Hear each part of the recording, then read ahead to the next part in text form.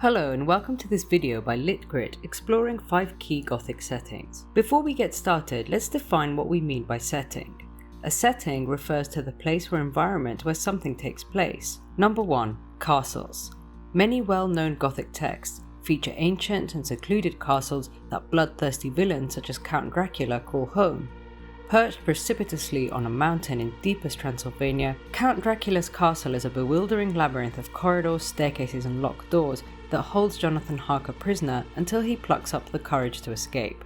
Going back in time, Castle Cawdor is where Macbeth brutally murders King Duncan, and as the play progresses, is haunted by the ghost of Banquo, Macbeth's former best friend, and whose death Macbeth masterminds in his pursuit of power. Number 2. Old and abandoned buildings. An abandoned building is a story in and of itself, and in many Gothic stories is taken over by supernatural creatures such as ghosts, vampires and evil spirits. When Count Dracula moves to London, for example, he chooses an uninhabited townhouse as his safe space, using it to stash the earth boxes filled with the Transylvanian soil he needs to survive. More modern writers such as Stephen King employ this device, such as in The Shining, whereby a remote, derelict hotel is the setting for his iconic tale of madness and murder. Likewise, Sarah Waters' novel The Little Stranger is set in the grand but dilapidated ancestral home of the heirs, making it the perfect backdrop for the story's ghostly goings-on. Number 3. Attics and dungeons. Closely related to the Gothic element of confinement, many Gothic novels feature secret spaces in which innocent victims are held hostage or imprisoned against their will.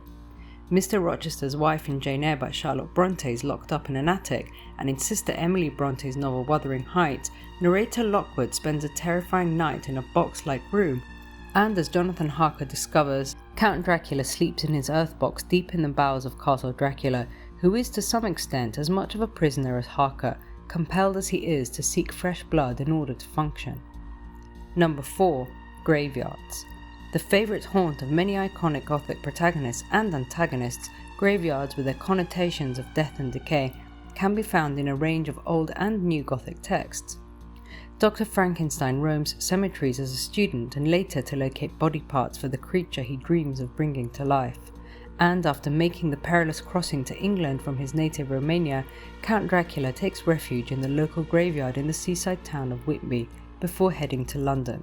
Heathcliff in Wuthering Heights, obsessed with his dead love Catherine, attempts to dig up her coffin, and appropriately enough, the novel ends with a description of the local cemetery.